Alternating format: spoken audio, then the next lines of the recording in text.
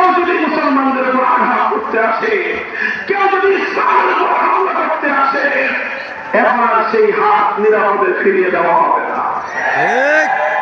এখন যারা ইসলামের উপর আঘাত করার জন্য অগ্রসর করবে, মুসলমানদের উপর এখন যে কালো হাত এগিয়ে আসবে, মুসলমানরা এখন থেকে সেই কালো হাত ভেঙে গুড়িয়ে দিবে, ভেঙে গুড়িয়ে দেবে।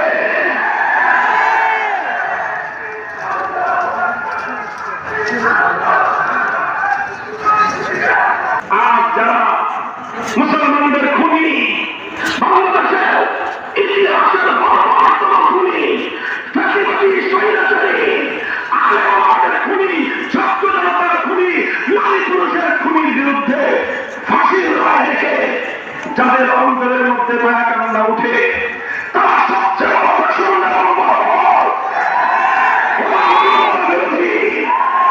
ওদের অন্তরের মধ্যে নিরীহ মানুষের জন্য কোন মানবতা নাই। আল্লাহ পয়গম্বর একদিন 800 বিশ্বাস শত গাদ্দার ইহুদিদের মৃত্যুদণ্ড কার্যকর করেছেন। মনে রাখবেন, ইসলামের দৃষ্টিতে সব অপরাধের ক্ষমা আছে, গাদ্দারির কোনো ক্ষমা নাই। জাতির সঙ্গে যারা গাদ্দারি করবে, দেশের সঙ্গে যারা গাদ্দারি করে,